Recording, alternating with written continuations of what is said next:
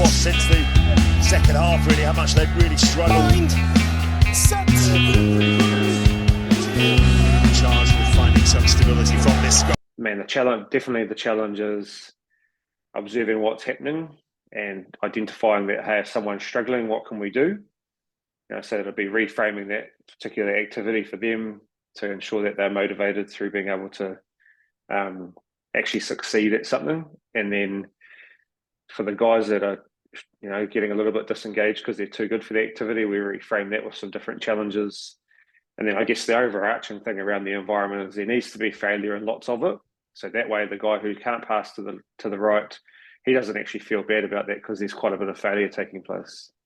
So if everybody's executing every skill and he can't pass to the right, then he's going to feel shit about himself, or she's going to feel shit about herself.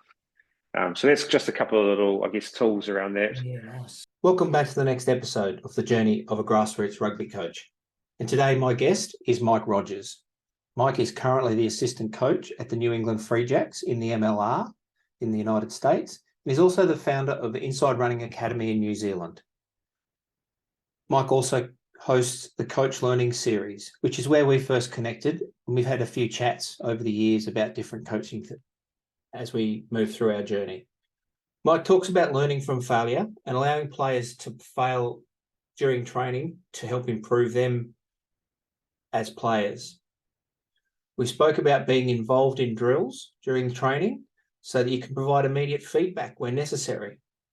We also talked about how to have those difficult conversations with players and how to give difficult types of feedback, and some methods that he's tried and some methods that he's going to try in the future. He gave some tips around coaching defence and helping your players read pictures in the defence. We also chatted about whether we're getting the best benefit from our pre-game warm-up.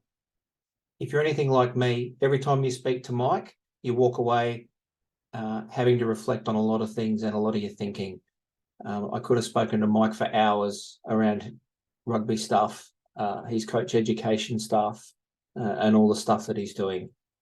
Feel free to contact Mike at Inside Running Academy. All the links will be in the show notes. Again, thanks for listening. Feel free to give us a thumbs up, give the episode a rating, pass this on to anybody that you feel can benefit from it. Thank you so much for your support. Sit back and enjoy this chat with Mike Rogers. This episode of The Journey of a Grassroots Rugby Coach is brought to you by Bull & Bear Crew. Bull & Bear Crew is a range of men's skincare products. There is face moisturizers, face mist, body wash, beard wash, shave oil, and moisturizer. They come in a 100ml pack, aluminium bottles, so they're safe for traveling. You can use them check-in your baggage. They also come in larger at-home bottles. All bottles are refillable, reusable, and recyclable. You can buy refill pouches to refill bottles you have at home if you don't want to purchase bottles from Bull & Bear Crew. They've just been released. A great product, all natural, or vegan, tested on men, not on animals, all that good stuff. Recyclable, reusable, and refillable, so you can use them over and over and over again. Go to their website, check them out, www.bullandbearcrew.com. Place your order. At the moment, they're only shipping within Australia, but keep your ears and your eyes out to the website. They may be able to extend the shipping at some point in the future. Please enjoy this episode. He can't find it. That's a mighty shot. A mighty Mark Lester. All right, let's make a start, Mike. So welcome, Mike. Just for the listeners that might not know who you are, first of all, who are you? Where are you? And what's your involvement with the grassroots game? And we'll talk deeply more about some of the other stuff that you're involved in as well as we go through. G'day, Bully. Thanks very much for having me on, mate. Like I said to you when we were offline, then I really enjoy doing things like this for two reasons. One, I always learn something. And secondly, they still actually scare me. So I think that's a good reason to do stuff, eh? So my name is Mike Rogers. I'm a professional rugby coach, currently coaching the New England Free Jacks in the MLR and based in Boston, which is a pretty cool place. And yeah, I guess my connection to community rugby is I was only ever a club player, wasn't a world beater, never played the game professionally.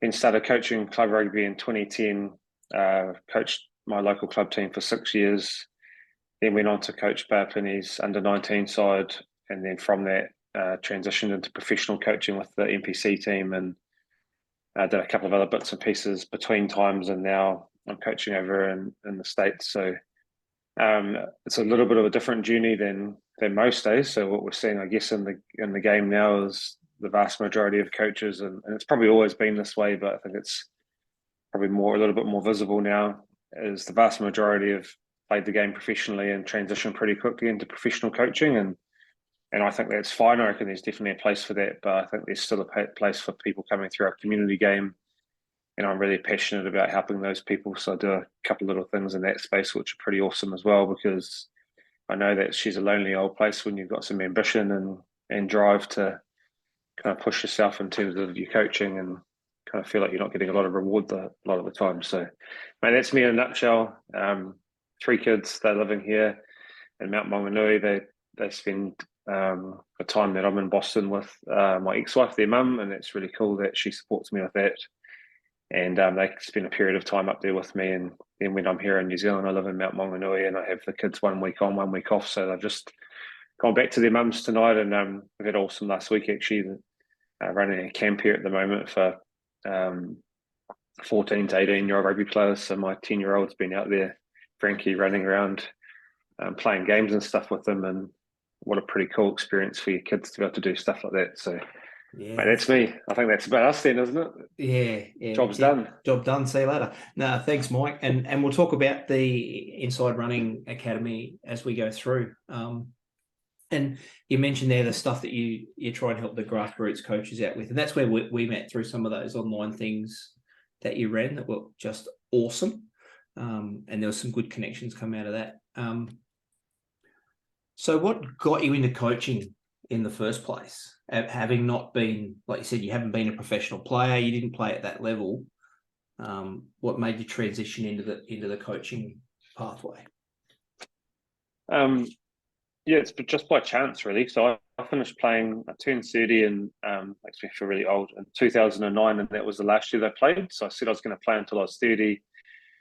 It was a funny season where I got injured, and I managed to get back for the end of the season, and we won a championship, which was cool. And I was like, oh, that's fitting. So I was pretty happy to hang up the boots, and the club kind of went through a search to find a new coach. So the coach that we'd had for a couple of years, he'd decided to move on, and they found a guy called Ryan Dunnett, who's actually become a really good long-term friend now. And he reached out to me after kind of getting his feet on the ground here and said, hey, would you mind coming along and giving us a hand, or at least for pre-season until we can find somebody? So I was like, oh yeah, mate, I'll come and give you a hand. That's cool. And kind of just fell into it. And I reckon I thought definitely over the first 2 or 3 years of coaching that I knew everything. I thought I was really good. One thing I was really good at was recruitment, but I wasn't really good at anything else. And, I had an absolute catastrophe in 2012, which I say that this is still probably the greatest learning for me is, we had $1 million team basically in 2012 with my club team, Tauranga Sports, and we had a whole bunch of players that are playing Super Rugby. We played against a club team called Roto Iti 2 weeks before the semi-finals. We beat them 78-3. And then we played them again in the semi-final, and they beat us 13-12. And that was the start of a long process around, one, figuring out what happened. Then after going through that process, figuring out that the players didn't really like me. They didn't really like each other. There was no culture. The whole team was built on star players. And when we got put under pressure for the first time in the entire season, just about, we capitulated. And that was really hard to have to look in the mirror and go, man, I actually created this. It's not really consistent with who I am as a person, but you just become hell-bent on winning. And I'm definitely competitive, but there was no care, basically. That was just totally missing from the whole thing. And I guess that was the start, really. So probably up until that point, I was coaching because it satisfied my ego. And then after that, I started coaching because I had a real thirst and real curiosity around the game. And trying to figure out, man, how do we put a group of people together and make it function? And there's lots of skill involved in that, which is cool because it's a forever thing, eh? So, so I think I'm the type of person that I learn a lot more from my failures than my successes anyway. And I'm fortunate enough to have quite a few big ones like that. And they've always set me right on the right path. And I guess the learning as coaches is actually identifying when they happen and actually be prepared to look into the mirror and take a fair bit of responsibility, which was very, very difficult pill to swallow, like no doubt about it. But mate, it's all part of it. It's the thing that makes it cool, I guess. And that's a good point, mate. And that sort of led into that next bit where we're going to get to heartbreaks and disappointments that we learn from, because when we're young coaches and inexperienced coaches and we have those setbacks like you were talking about, a lot of guys just go, oh, that's it, I'm not cut out for this. And they throw their toys out of the cot and they walk away. And like you said, anyone that's coached for any more than probably 2 seasons has had something that they can relate to what you've just said and gone, yep, I've done this. That was crap. But then, what do I look at? How do I reflect on that? How do we get better? What do we need to do? Yeah. So that's really good, mate. That any good coach has had those disappointments, and it's how we bounce back from them and potentially change what we do or rethink what we do, and just makes us better, I think, which as young coaches we tend not to. We just go, oh, that was pretty crap, I'm a shit coach, blah, blah, blah. So you definitely have to have a thick skin, but I actually thank those people because we went through that process, had a really awesome season the following year, really connected group, managed to win the championship the following year, which was cool. Virtually the same player group. There wasn't a lot of change to it. It was just showed it was so much fun. And then in 2014, we had a whole bunch of guys who retired. And then 2014, we had a really young team. And that was the next real learning for me is I just thought, hey, we had all these guys that had been in and around our environment and we could just throw them all out there at once. People talk about a rebuild. And we struggled early on in the season. And the reason for that is those players weren't ready yet. Like we just assumed that they were and they weren't. And there was just too many young guys and not enough experience. And so that was really tough on those players, and we were almost setting them up to fail. And as a team that had made top 4 every year for like 10 plus years, and I think we had 5 or 6 weeks to go before the semis, and we were under the pump. It was looking like we weren't going to make the top 4, and we changed the way that we played. A couple of experienced guys came back and helped out, which was really good, and we went on a run, and then we lost the semi-final. And I was pretty gutted, but we actually played quite well in the semi-final, and the team that beat us outplayed us, so that's cool. And I was actually really proud of the team because I think we had to win 5 or 6 in a row just to make it through to the top 4. And I was at a kid's birthday party on the Sunday, probably a little bit dusty to be fair. And one of the older guys at the club came up to me and he said, "Oh, how are you feeling after yesterday?" And I said, "Oh, man, I'm really gutted for the boys because they turned things around and it was we were really competitive. We lost by 4 points or something." And he's like, "Oh, well, I guess it's time to give someone else a go. You're obviously past it." And so I made a conscious choice that day that I was going to coach the team again the following year. And I was probably on the fence up until that point. And that was just that moment, and I guess that's that competitive edge in me coming out to go, man, I'm not having this person here who knows nothing about what we've been trying to do tell me to give it up and give someone else a go, because I felt that there was something there. And the following season was the best, probably the best. She would be up there in terms of the most enjoyable season that I had, and the best group of people, because we had all these young guys that were then another year older, and we had a fantastic season and beat a really good team, probably the best team that we come up against in the 6 years that I coached club rugby. In a great final, we won it was just an awesome season. 2 teams that were head-to-head battle all year, and we got to the final, played them at their place, and it was a great game, and we won a close game. And I kind of felt sorry for the opposition because they'd had an awesome season. But that's just that whole thing is, like, there's going to be a lot of people tell you you're wasting your time. You're never going to make it to be a professional. Well, who says that that's the measure of success? I don't think it is. People are always going to think that somebody else can do better, but you just got to back yourself, man. And it is really, really hard because you start doubting yourself. Am I the right person to lead this group? But I kind of always looked at it as, got to build a team around us in terms of players. We've got to build a team around us in terms of people that support. So there's some really good things going into that 2015 year. I managed to get a mate of mine who actually played against us in the 2012 team that lost that game. I played rugby with him at high school, and I phoned him up and he said, "What do you want?" And I said, "I want you to come over and help me coach Tauranga Sports next year." And he goes, "You know that my people won't, that would never happen. My people won't accept that." And I was like, "Oh, well, we're going to have a beer and have a talk about this at some point."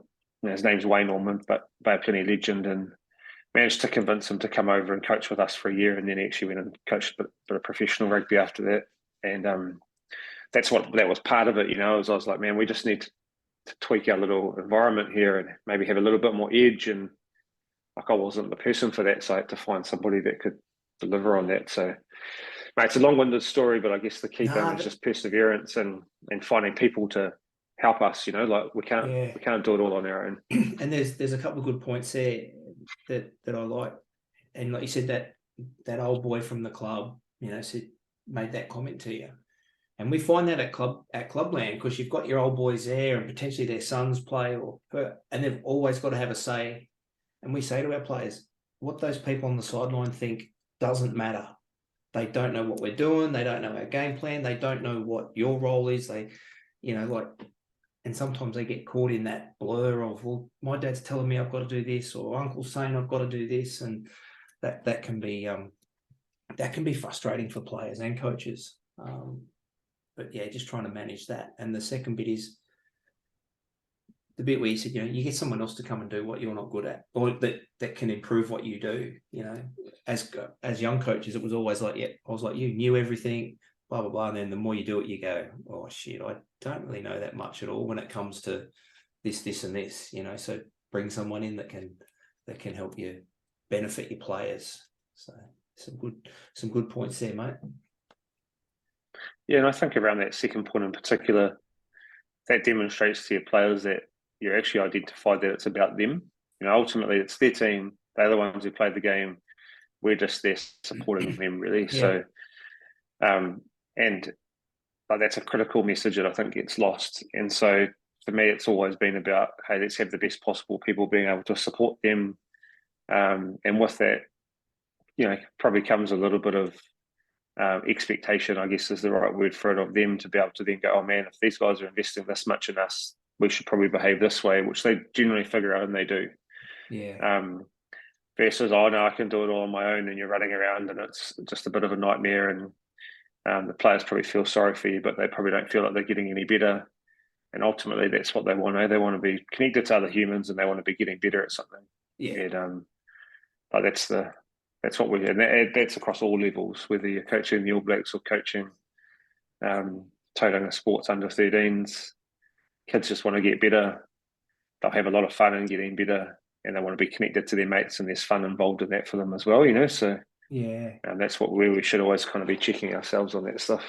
Yeah, and I think too the point there is, if you're investing in yourself as a coach, and I've got some of my players that just say to me, "Oh, so what are you working on now, Bully? Like, because rugby's not on. What are we thinking? What are you thinking about?" And then I have those conversations with them. I'm thinking about, what if we do this next year? And then all of a sudden, we're creating a bit of a snowball as well, because then the players are buying into what we're doing, and and some of those sessions we did with you, I go back to the boys and go, "Oh, I was talking to these guys about this the other day," and they're going, "Oh yeah, cool. Let's, yes, it's going to work for us," or "No, it's not," or, and then all of a sudden they've got that shit. These guys are actually out trying to make us better. So they feel like they're getting appreciated for the effort that, like you said, they're there on a Tuesday, Thursday night, been on the tools all day, might have a shitty job and a shitty boss, and they just want to get out and have some fun. And you've shown to them that you care about them, because you're investing and you're trying to better yourself to make them better. Yeah, I think as long as we see it as a partnership, I think it's a word that we have to use a lot more. Like, it's a partnership. So, I'm trying to help the players. We create a partnership that way, but they can also help me with some stuff. We can explore some stuff together. There might be some non-negotiables there somewhere, especially around standards, but generally they figure out what those are pretty quickly anyway, and a lot of that stuff's self-regulated. So But I think, man, if we can just be talking about, hey, we're in a partnership here. What do you think? Do I have permission to give you some feedback? And then, hey, man, how about we work on some of this stuff together? Like that sounds a lot better than, I think you need to work on this. Go away and work on it, and you're not going to be in the team until you've got better. That's kind of how I see it, anyway. Yeah, and mate, to be honest, most of the players know what they need to work on. So if you say, Mike, what do you think you need to work on? I think I need to work on my left-right pass and on my left shoulder's weak in defence. Okay, cool. Let's work on those first. And then you can layer stuff in as well. So getting to know your players and letting them know that you care about them and you want to get them better. So, no, that's really good, man. How do you keep, especially like with the academy stuff that you run, when you have a heap of kids there, different levels, some kids have maybe never played the game before or haven't played a lot. You've got, potentially an athlete that's going to hit a good pathway and take off, because we can all pick those players. How do we keep those two players engaged in a session so that we develop the potential, elite player, while keeping the guy involved that might be there because his mates are playing? He's never going to be a first 15 player, but in 20 years, he's probably going to be the major sponsor of the club or the guy around the club that does everything. He's just a good rugby person. But you've got to keep them both engaged and involved and develop both of them at different levels. It's certainly an art. But I actually think it's an art in terms of it's an everything. How do I put this? It's an art in terms of we have to be observing and looking for and noticing the whole time, right? Yep. And so it's all a principle of appropriate challenge. So the best player in your team needs to be challenged in different ways to the person who's just learning the game. Yep. The guy who's just learning the game, we need to drive his belief system by getting him to identify with a couple of things that he can do. And we help like strengths-based coaching for him around, here's a couple of things that you can do. And let's just really focus on that, man. So we might be playing a game and there's one or two of the skills that he's good at within the game. And then there just becomes a little bit of specialization happening in there that, that's awesome when you work really hard to get back when there's been a line break. And that's an effort thing. It's something that he can do. Cool. So we start making sure we reward that behavior, because then with a pat on the back or a little look or whatever it is to get them to continue being engaged around it, man, I'm contributing. But for the player, the two or three players who are, streets ahead of everybody else, we need to challenge them. So that might be, okay, in order to score a try, there's got to be a kick in there. Yeah, cool. So they're like, okay, how the hell are we going to do that?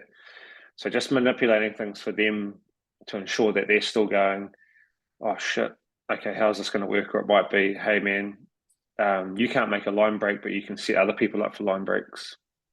So now there's a new challenge for them. How am I going to do that? How do I figure that out? They'll probably get frustrated to begin with.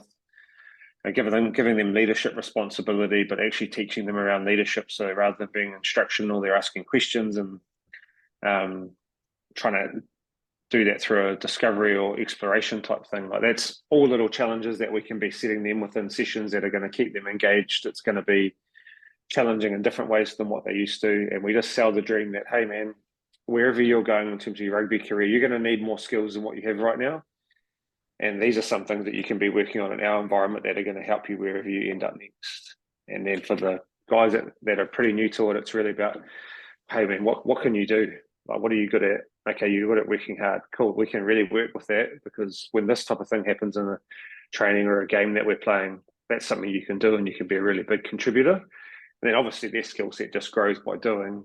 And then we can start going, okay, well, you're actually really good at taking the ball into contact. So let's get you working on your footwork on that, so you can start seeing space between defenders and start scaffolding that skill for them so they get more confident with it.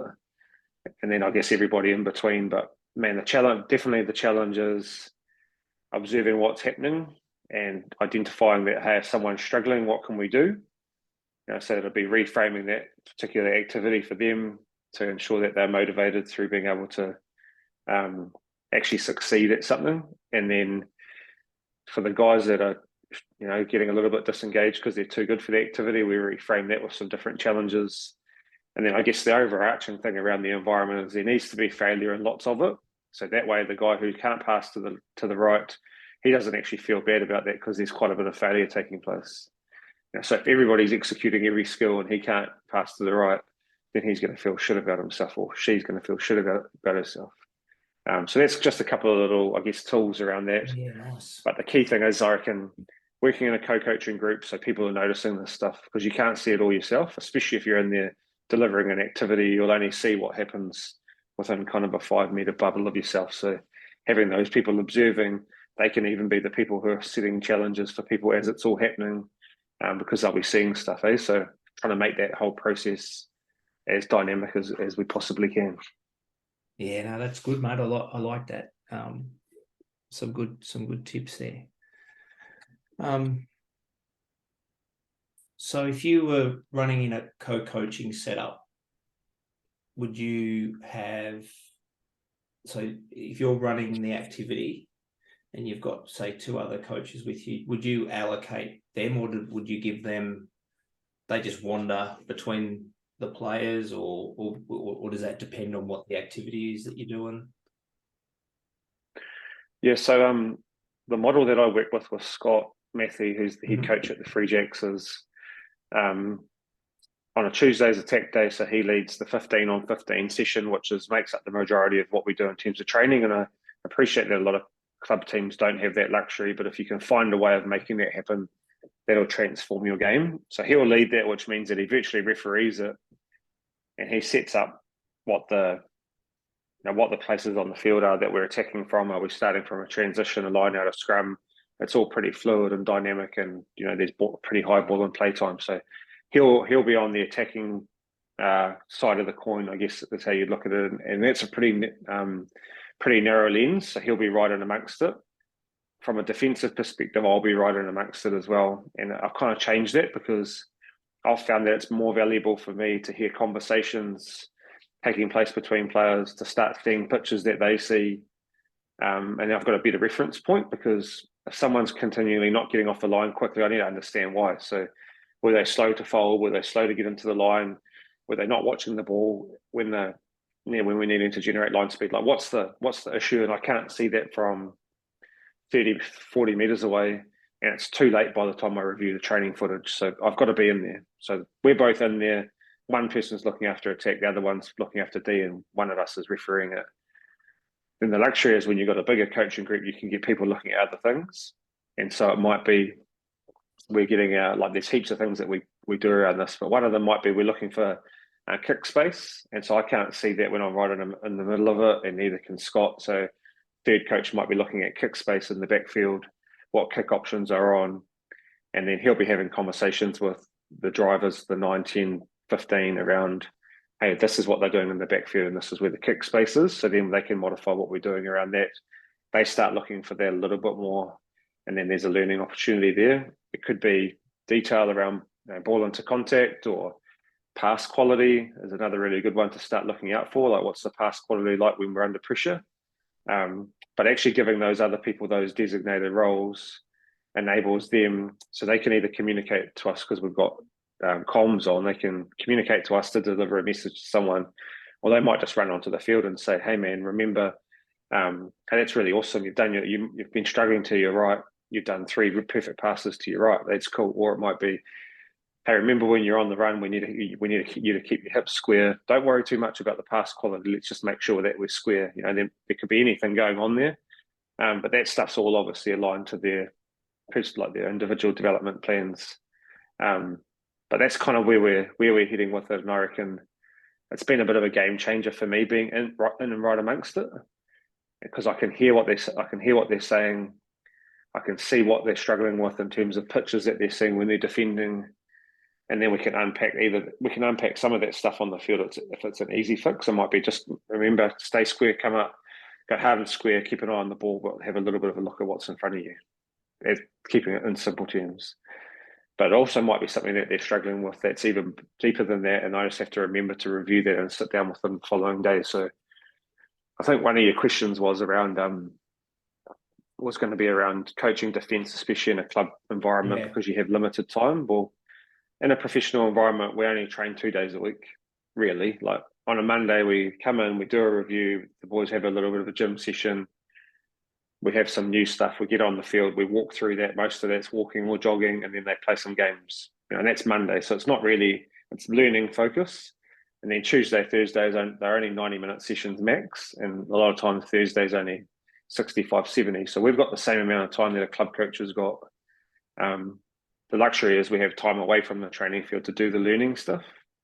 But that's the only real difference. So, and quite often you have a little bit more time at club level, because if you go 10 minutes longer at the end because you need to capture some learning, you can do that. Whereas we're kind of hamstrung on injury management stuff. So guys not getting hurt because they run too far, which is a story for another day. But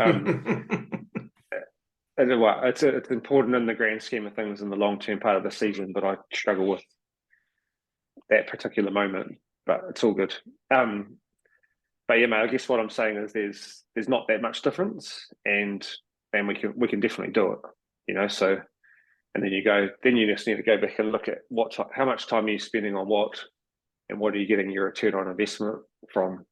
Is if you're spending all your time learning some attack maps which don't actually work when you get into the game, or a couple of special plays or whatever, one of them might work and you might score one try from that, but you concede 5 because your defence is disorganised, then probably have to go back and look at how we allocate our time. But I guess the skill of all of it is that we're coaching attack and defence at the same time.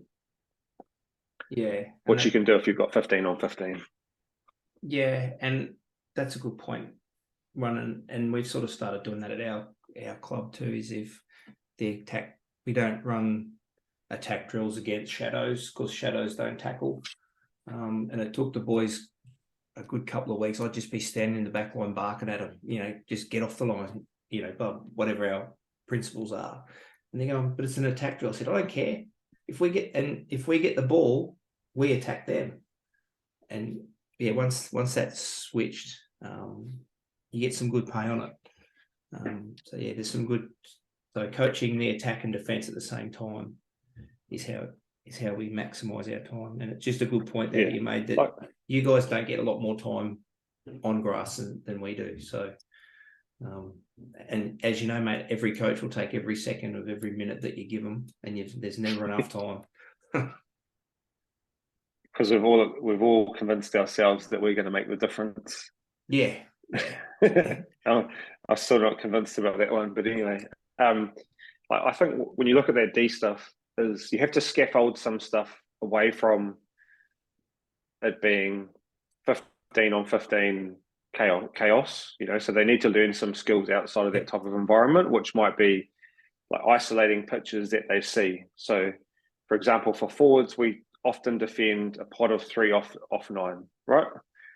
So if we can get really good at that in terms of identifying cues, whatever our defensive system is. So for us, it's just consistent spacing, get off the line, deal with anything on the inside of you. Ball goes past you, connect on the outside, but stay high. So cool, pretty straightforward. But if we can see those pitches when we're building up our ability around defending, so I might need 50 of those before I feel real confident around getting off the line and being able to read what's going to happen. Is the middle guy got it? Is it going to the middle guy? Yes, that's obvious. Is the person out the back door live? Yes or no? Cool. Is the tip runner engaged on the ball? Yes or no? There's a few. Is there potential of an inside pass? Or is that guy just going to catch and carry? Like there's a few options that are happening in there, and we need to get used to those. And then when they are live, then we've got to be able to adapt to what's actually happening in front of us. But if we can do 50 of those for the first few weeks in pre-season and really get comfortable with, man, we're just going to go up hard and just make a decision based on what's happening. Then you've got, guys who defend a short edge, which might be a winger, a midfielder, a centre, a halfback, maybe if you put your halfback there. They've got to get used to that picture, So there might be 4 or 5 attackers. It'll be a winger, midfielder, probably a loose forward or a hooker. Sometimes a fullback who comes and joins in different places. Are they still going to have confidence of getting hard off the line and shutting them down? Like what pitches don't they like, and they feel like they're going to be a little bit more vulnerable, so they don't come up? Then you've got, let's defend a pot of 3 forwards off 10. So let's get used to what that looks like. It's different. It's going to take longer for the ball to get there, but they generally set up deeper. There's probably bigger spacings between players, probably a backdoor option live. So again, let's get really good at that. And then there's a long edge, which is more challenging to defend, but it takes longer for the ball to get there. So once we start like building all those things in there in terms of our D, that's virtually the only things that happen. And then there's unstructured attack, but in that we just need to find we need to get a line as quick as possible. And then there'll be a ruck, and then it'll be one of those things that happens, So we build up our understanding around those, and then we can go into 15 and 15, and there should be no surprises. We know that this is what it's going to be. Short side attack will look a little bit like this, might look a little bit different, but probably this relatively the same. Pot off 9, pot off 10, and a long edge attack, which is hard to defend if they execute it well. But if we can line speed them, put their catch pass under pressure, the passes are really long, we might be on for an intercept or whatever, So then when we go back to 15 on 15, all that's happening is it's chaotic, but those are the pitches that are unfolding all the time. So I guess we can't do one without the other. Like you need to probably build. It would be. I don't think I'm not a good enough coach to build the 15 on 15 without doing some stuff that's a little bit more, repetition of pitches. But remembering that every situation is slightly different anyway, because the pass will be different from 9. It might be a little bit more loopy, which gives us more time to line speed them. It might be a really good pass. He might be running onto it. He might be stationary. He might be really close. He might be really wide. Like there's heaps of permutations in there which change things for us slightly, which provide degrees of stress, I guess, is a good way of looking at it. Yeah, and that's a really good point there about breaking it down, like working that pass off 9 defensively. What do we do? So if we don't go to 15 on 15, we might go 8v8 or something, but we can still set those pitches for the defense and the attack, and not going shit. I haven't got 15 on 15. I can't run that. Can we run it as a 10v10 and take the wingers out of play, or we're just going to not have a ruck there, or whatever that situation is, but making it work for the players you've got and the resources that you got.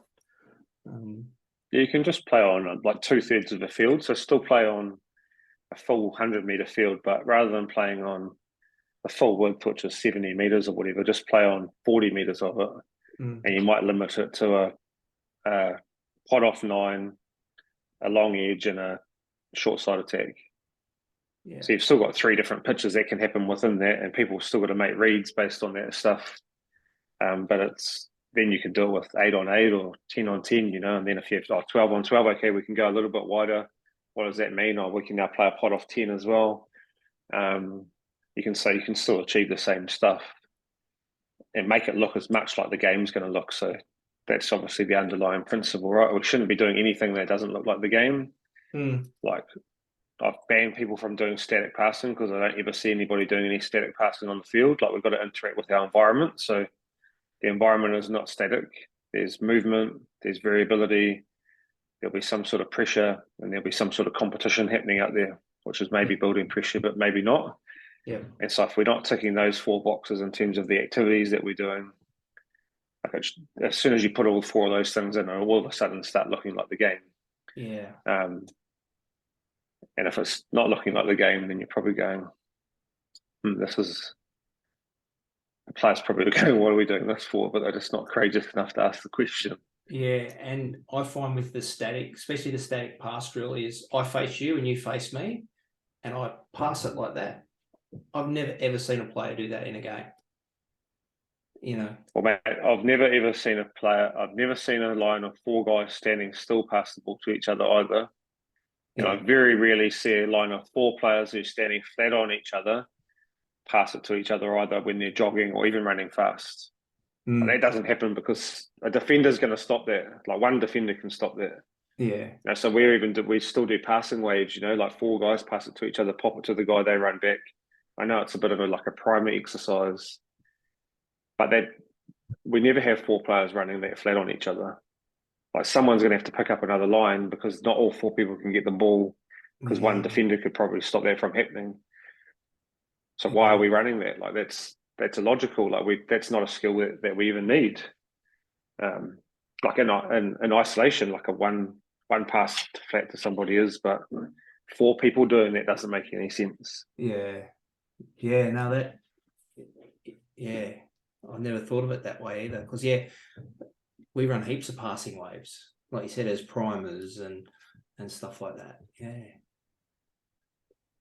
But what I guess you could do the same drill, passing waves, but if you put 1 or 2 defenders in there, changes the whole dynamic. So then people having to hold their depth more. They've got to pick up a line based on the cues that the defenders are giving them. That's all stuff that we see in the game, right? People naturally will hold their depth if they know they need to buy the player with the ball in his hand some time to be able to get the ball away and execute a draw and pass. They know if they get too flat on that, the ball's probably going to go behind them. So that's all you need to do, right? Is just put the pressure element in there, and then you've got movement, you've got variability, you've got pressure, and then you just make it into a game. So there's some sort of competition, so they're competing with each other. Like I think about our warm-ups, and we don't probably have any competition in our warm-up. I don't really know why that is. Because as soon as you get out in the field, there's one big competition. There's lots of mini competitions happening. Everyone's competing with each other, So, maybe we need to have a bit more competition in our warm-ups as well to try and get that, because that adds a bit of pressure, right? So we're going to be under some pressure when we get out there. There's no doubt about that, because there's 15 other jokers who want to win, Yeah, and that warm up, I still haven't. There's plenty of times, and most people have seen it. The team looks red hot in the warm up, and they go out and they play like crap. And then there's been other days you go, that was the worst warm up I've seen, and the boys are on fire. So it's like,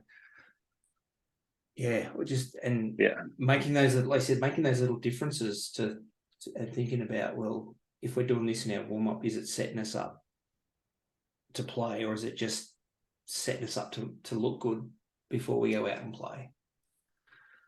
Well, I guess if there's no pressure, so if we're running against shadows in the warm up, we're going to be in for a hell of a shock when we get out there and there's some people trying to tackle us. Yeah. Because everything's off as soon as you don't have defenders. Your footwork's off, your alignment's off, the hand speed's off. All the skills that we actually need to execute in the game are all off. Because people will catch the ball, run for 4 or 5 meters before they get the pass away. They might have to execute a pass in the game with just holding their feet or stopping and actually catching it stationary, because they know that if they can get this pass away, or they might have to change their line because they're going to get smashed. All those skills that we do probably without thinking. If we're not, we probably should be using them in the warm up, I would have thought, because we should be priming those, not skills that we're not going to use. Yeah. But I don't know, mate. No, and sometimes it's good for coach anxiety for the warm up to go good. But it's irrelevant after about 2 minutes after the game started. And it's like most conversations we've had, mate. Now I'm thinking about 1,000 different ways to try and make things different. So that's why we do these things, mate, to start those conversations and make people think. But even like coaches, like you said, does it look good for us, or does it look good for the players? And you're probably of the same era as me when I was playing. If you drop the ball at training, it was press ups and 100-meter sprints and all this stuff. Where now, I know you're the same as me. Let the boys make mistakes, because that's how we're going to learn in that chaos. So does it? Am I making? Well, it's that same principle, eh? It has to look like the game. There's lots of errors in the game. I've never seen a game without any errors. No. There's normally around 30 to 40 a game. So our training should look like that, because we have to operate in that type of environment in the game. So and I think as young coaches, we get very whistle happy. As soon as something goes wrong, we blow the whistle. And the boys that I coach now, our coach, the crew that I coach with, I reckon a whistle blows at the end of that 2 or 3 minute block. And that's, hardly ever blows, because if you knock it on, what are you going to do? What are you going to do on Saturday? Where before it was hits the ground, we blow it up. So again, making it look like what we're going to do on a game day. So, and being comfortable, and I think as a young coach, and when I started out, it was everything's got to look good, and we've got to win these games, because that's where my next job's going to come from. but that's not necessarily the case anymore. Yeah, I think around that point is people ask me that quite a bit, and I reckon it's two things. One, you got to build a really strong network, and the best way of doing that is by putting yourself into learning environments. So getting on courses with people, or some stuff that we've done, or whatever. There's a million things that you can do. The only good thing that came out of COVID was it brought the world a bit closer together in terms of use of technology. So that's a really good thing. So you build a network, and if you can do that through learning, then you build a connection with somebody, they get a job, they get you on board. Like that's kind of how it works. And then building a network, and then secondly, you got to have some success. But success has different meanings for different environments, right? So for some environments, success is winning a championship because that's what they're about. For other environments, it's building a sustainable club that you've now got 3 teams rather than just 1 team, and that's really successful. That's probably more difficult to do than winning a championship. For some other clubs, it might be, hey, we've just been promoted, we just want to be mid-table and competitive. So you'd probably go about your season plan differently if that's the goal, rather than the goal being, we want to win the championship. It might be more around developing players and building a squad so that when things start getting a bit tougher later on, you've actually got 30 players to call on rather than playing the best 23 every week or whatever. So I think there's that relative success thing, but if we believe in what we say is our vision, then we have to communicate it, and that's the thing that always gets missed, is we forget to communicate that, so then other people don't perceive us being successful because they don't know actually what we're trying to achieve, which might be, we want to have 3 teams, or we want to win the second division to get promoted in the first division and then survive up there. But we want to do it this way without just going and buying in a whole bunch of guys to try and survive, because then we know we're going to alienate everybody else, and all that hard work we've done is going to be down the tubes, So So what does success look like to you and the club? Well, it has to be aligned, because if it's not, absolutely. And then that forms your recruitment strategy of your coach, right? Is the club saying, this is our vision, success for us is this. The coach says, oh no, I want to win a championship. That's my only measure of success. Well, that's not a meeting of mine. So perhaps that coach should be at another club where that is what they want to do,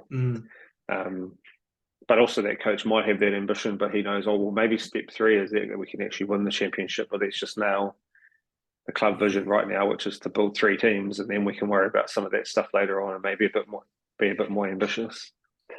And that's a good point, mate, making sure we all align, because there's plenty of coaches, we all know them, that's what they want to do. They want to win that championship, and then others are like, I want my players to improve.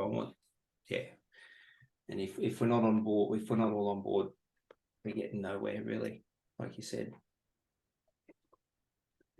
That's really good, mate. Thanks. What about feedback for your players? I know you spoke there, like when you're running those 15-on-15s, there's those little conversations, there's little one-on-one chats and just keywords to players that are doing that. But the bigger picture feedback stuff, potentially around a player's performance, the courageous conversations or the difficult conversations. Have you got any advice on the best way to go ahead with them? Because they're called difficult conversations for a reason, and a lot of coaches struggle with them. I think I'd be lying if I said I don't struggle with them. And I think the reason is I actually care about the people. Yep.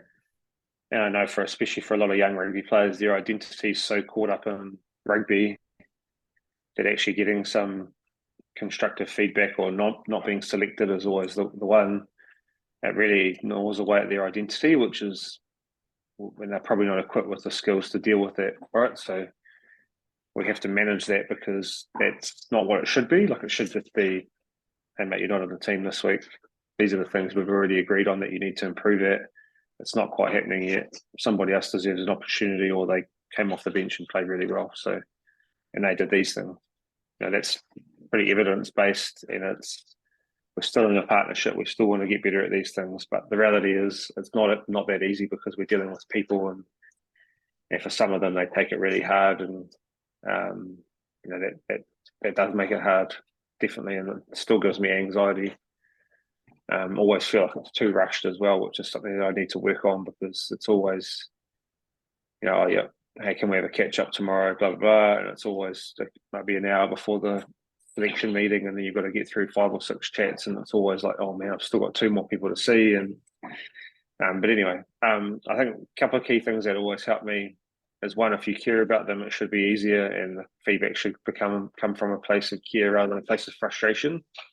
So if it's coming from a place of frustration, just don't do it. Second thing is we have to ask for permission. So are you okay with me giving you some feedback right now?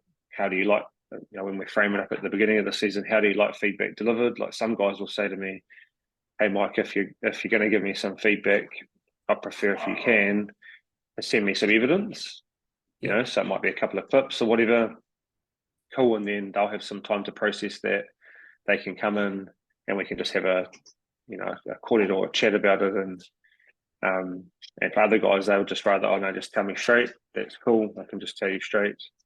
And then there's like heaps of people who like to have it in different ways as well, but I guess if we've got a good enough relationship, it should hurt less, but it still definitely hurts them. But so definitely asking for permission, figuring out what type of feedback that they like, and then just, you can't, I've made this mistake so many times, you just can't sugarcoat it. So there's a reason why they're not on the team. We need to tell them, we need to agree on how we're going to get better at that, and we need to work on it together and then move forward. If we just bullshit them and be like, oh no, you're going well, mate, just keep doing what you're doing, we miss the opportunity then to work with them on the thing that they really need to improve on. And then they end up just getting frustrated and probably doing a whole bunch of damage to our environment if they're frustrated. So one really good thing as well that I haven't done yet, but I was told about recently, is after providing those feedback meetings, get the players to, they can choose who they feed it back to. So they can either feed it back to me again, so just to make sure that they've had understanding of what the conversation was. They can feed it back to another player, so it might be one of the leaders or one of the other coaches, which I haven't started doing, which I think that just makes so much sense, because sometimes I wonder whether what I'm like, because it's an emotional situation, like they're unhappy that they're not on the team, are they actually listening? Have we actually agreed on some stuff?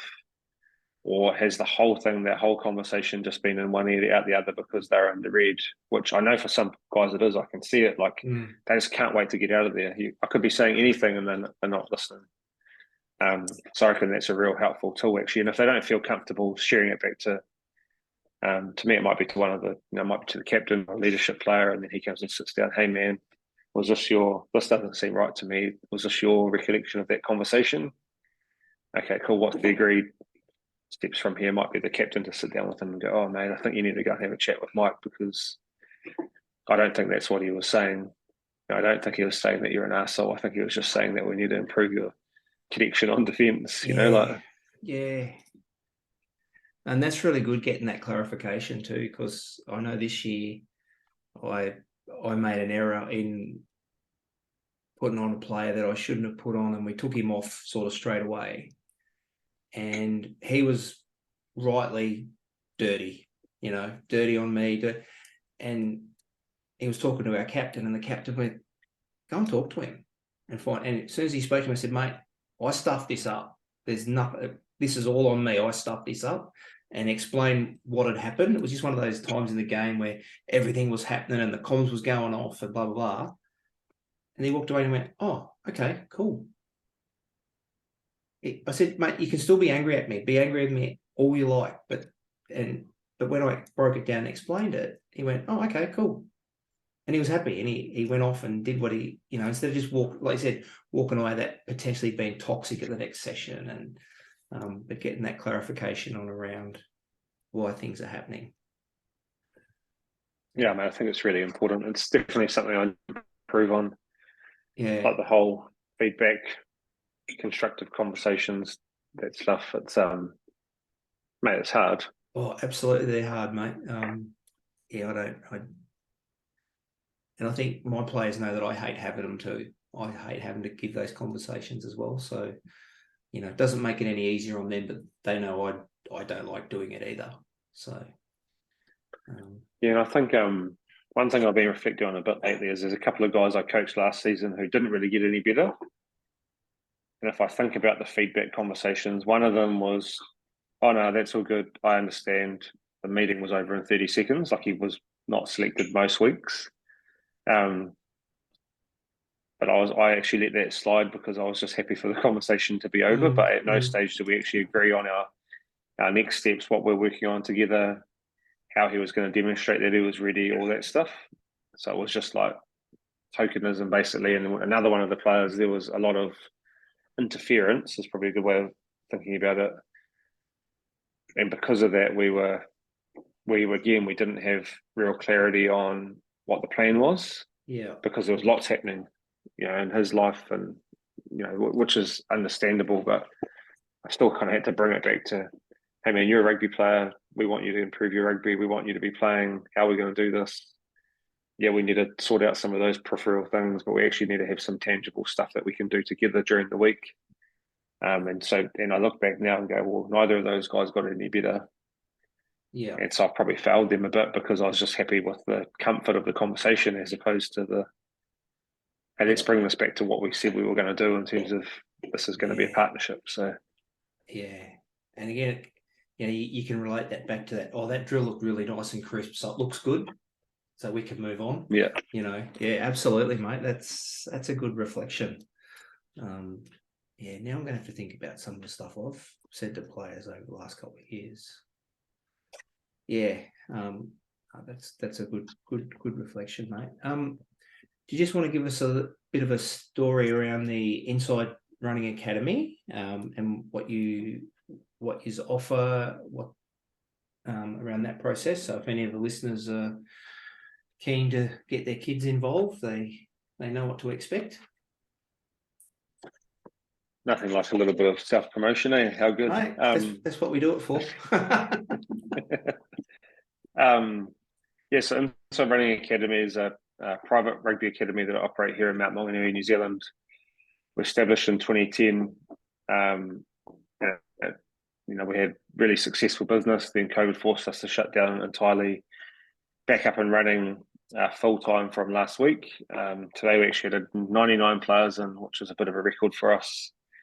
And 11 coaches as well who are doing a coaches course at the same time, which has been really awesome. But in effect, we offer programs in duration from anything from 2 weeks up to 20 weeks. Players aged 14 and over. Generally, the players are aged 18 plus, come for longer term stuff, which is cool. Might be in a gap year or transitioning from high school to club rugby, or they missed an academy contract somewhere, so they want to come here and try and have a second chance. Now I've even got a couple of girls who are, I won't say they're older because it's going to offend them. They are more experienced, and they've come in because they really want to have a crack at playing professionally after being out of the game for a while. And now there's all these professional opportunities for females, which is awesome. So they've come in to get re-establish their rugby again, which is a great idea. So people want to get in touch. Well, the easiest place to go is our website, which is rugbyacademy.global. Jump on there. All the information about our camps and stuff is on there. So pretty much run from now until the end of August. All sorts of different stuff happening. And it's effectively living the life of a professional rugby player without the pressure of having to play on a Saturday in front of people that are baying for your blood if you don't win. So the best of both worlds. Yeah, no, that's good, mate. And I'll put the links to that in the show notes, so that anyone wants to reach out, they can reach out to you. Just a couple more, mate, and I'll let you go. Coach development wise, what do you do, or you encourage other coaches to do around the development space? Not because we've all got the coach education side where we go and do the level 1, 2, 3, 4, but we should be developing ourselves as coaches. So what do you do, and what would you suggest to other coaches? I do lots, and it's a little bit of an obsession of mine, so I don't expect people to do what I do. So stuff that I do is I have a couple of mentors that I connect with regularly. My main mentor is a guy called Jay Carter, who actually runs a podcast called Talking Performance. He's New Zealand's national golf coach. I've worked with him since 2016, I think, or 2017. Awesome guy. We built a really good friendship. And he keeps me pretty level in terms of, I guess, pushing me back towards my identity, who I am as a person and as a coach. I think that's really valuable. The second thing I do is I run a couple of online coaching courses that are very selfishly for my development just as much as the other people. So if I've got an area of interest, I run a course on it. People come on, I have guest presenters come on, and I get to do learning. And the best thing about that is I get to ask them whatever questions that I want because I facilitate the conversation. So that's a real big one for me. I practice a lot. So the value of having Insa Running Academy up and running again is I've got 100-odd rugby players here at the moment. I delivered some stuff this morning that I've never delivered before. I'll deliver some stuff tomorrow that I've never done before. I saw a couple of games that other coaches ran today that I've never seen before that I'm going to steal. But I think that's a really key thing is if let's say you're coaching, the top club in Melbourne, and you're like, involved with the Rebels or whatever, and you're really on this pathway of wanting to explore professional rugby, you need to go and coach another team or get into other environments where you can just practice. I think everybody needs to do this. We just need to go somewhere else where we can actually work with a group of players and there's no performance anxiety, pressure type stuff, because I think as soon as we're coaching in a team where we've got limited grass time, we're worried about whether we win or lose on Saturday, typically all we do is coach what we know and we don't take a lot of risks. Now, if we apply that same theory to players, we're asking them to fail a lot. At training, we want it to be messy, we want it to be chaotic. The same principle has to apply to coaches because otherwise we're not getting better. So we're just doing the same shit that we've done because we're comfortable and confident with it. So I think that the out there practicing stuff is really important. And then I'm like mad keen networker and sharer, so always kind of challenged. So whether that's networking with people, listening to podcasts, doing a whole bunch of that stuff, or just having the courage to reach out to somebody that I know has got something that I'm interested in. So as an example, when Anthony Seibold was with England, I don't know the guy. He's on a coaching group that I'm on, but I've never had an interaction with him before. I grabbed his number, sent him a WhatsApp message, hey mate, defense coach, blah, blah, blah. And I'm really interested in rugby league's influence on rugby union defending at the moment. And there's a lot of rugby league coaches that are popping up in different teams. And I've started doing some work on tackle selection and in particular trying to use catch tackling, which is a league thing in rugby union. Anyway, got back to me, spent an hour with him on a Zoom, challenged me in a whole bunch of ways that weren't defence related. I picked up a couple of gold nuggets in terms of the D. He said to me, you can come into any of my environments, which I will take him up on because I supported Manly as a young fella growing up. So it'd be pretty cool to get along to Brookvale. And I will take him up on that, but he told me to go and do some things around my own development before he would facilitate that for me, which is really cool, right? So having the courage to actually do that. And at the end of the day, I've asked another coach about something totally different. Again, I don't know the guy and I didn't get a reply, but I'm not offended by that. Like, he's busy, he's coaching his team, he's within his rights, he probably gets shitloads of people contact him. So he didn't reply, and that's all good. So I think just having the courage to actually get out there and ask some people, like, so I said I do quite a bit around it, and sometimes I wonder whether it's actually making me better. I think it is, but I'm not sure. And a coach shared something with me the other day, which I thought was really good for me in terms of how my brain works. So he drew up a box it was actually on a presentation. So he drew up a box on the screen, and he said inside the box is stuff that we do that we know we do really well. Outside the box is stuff that we're really curious about or interested in. And in order to take something from out there and put it inside the box to something that we're going to do in our day-to-day practice within our teams, we've got to research it. We've got to connect with people who know a lot about it. We've got to test it ourselves. So we've got to apply it maybe in a different environment. So we need to go through this process, and then it goes in, and then we can start using it. Now that's great for me because I have a million ideas that sit outside the box. Yeah. So they're not things I'm currently using. So that's how he challenged me around that rugby league stuff. He was like, "Oh, that's a good idea, but mate, you need to go and talk to somebody who knows how to do this." Yeah.